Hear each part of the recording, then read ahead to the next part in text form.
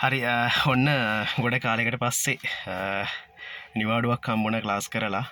ඉතින් අවුරුදු නිවාඩුවට ගම යන ගමන් හයිවේ එකකින් එළියට දාලා චුට්ටක් නැවැත්තුවා වාහනේ. ඉතින් මේ මට පුංචි කාරණාවක් මතක් වුණා. ඉතින් ඒක මට කියන්න ඕනේ කියලා හිතුණා. මේ දවස්වල අපි හැමෝම දන්නවනේ දැන් අවුරුදු කාලෙනේ.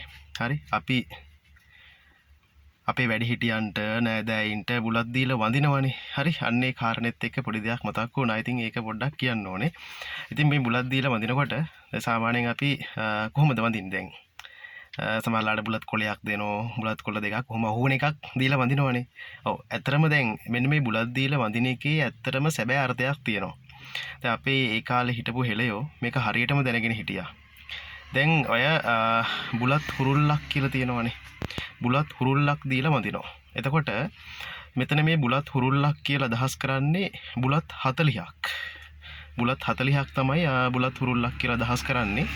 එතකොට මේ 40ක් ගන්න හේතුවක් තියෙනවා. ඒ කියන්නේ ඇත්තට මේ කාලේ මිනිස්සු මේ හේතුව දැනගෙන තමයි මේ වැඩේ කළේ. ඇත්තටම අද ගොඩක් අය මේක දන්නේ නැති වුණාට මේකේ හේතුවක් තියෙනවා. හේතුව තමයි දැන් අපි සාමාන්‍යයෙන් ඔය අවුරුදු කාලේ කියනවනේ පරණ අමනාපකම් අතෑරලා නේද? සමගියෙන් සමාදානෙන් අපි හැමෝම ජීවත් වෙන්න ඕනේ. හරි එහෙම කියලානේ අපි මේ වඳින්නේ. පරණ තරහ අමතක කරලා නේද? අපි නෑදෑයින්ට යාළුවන්ට නේද වැඩිහිටියන්ට බුලත් දීලා වඳිනවානේ. අපි වැඩිහිටියට Tamanට වඩා වයසින් වැඩි අයට අපි වඳිනවා. එතකොට මෙන්න මේකේ වැදගත්කමක් තියෙනවා. දැන් අර පරණ තරහ අමතක කරලා, පරණ වැරදි අමතක කරලා. ඇත්තටම කිව්වොත් දැන් අපි අතින් වැරද්දක් වෙනවා නම් වැරදි කියලා කියන්නේ දස අකුසල්. ඔය දස අකුසල් තමයි වැරදි කියලා කියන්නේ ඉතින්. හරි. එතකොට ඕකේ මෙන්න මෙහෙම දෙයක් තියෙනවා. දැන් මොනවා හරි ඔය දස අකුසල් වලින් මොනවා හරි එකක් මෙන්න මේ හතරකට යනවා. මෙන්න මේ විදිහට තමයි එතකොට ඔය 40 හැදෙන්නේ. දැන් දස අකුසල් කොහොම 10ක් තියෙනවනේ. හරි. එතකොට දස අකුසලයක් දැන් අපි වඳින කෙනා වෙනුවෙන් මේ අපිට අනන්ත සංසාරේ හම්බ වෙච්ච කෙනෙක්නේ. නේද?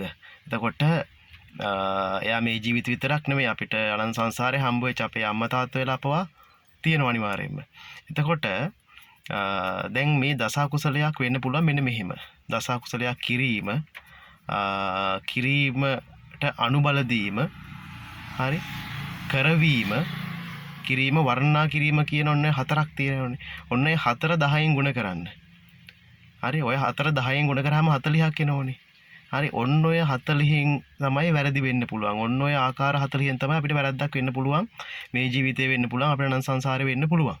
ඒතර ඔන්න ඕකෙන් කමාවයි දෙන එකක් තමයි ඔය කරන්නේ. පැහැදිලිද? ඒතර 4 10ක් 40ක් එනෝනේ. ඒතර ඔන්න ඔය වගේ හේතුවක් දැනගෙන තමයි අත්‍තරම අපේ එදා මුතුන් මිත්තෝ මේ වන්දනාමාන කරේ. ඒක නිසා මම හිතුවා මේ මතක් වෙච්ච එක මට කියන්න ඕනේ කියලා.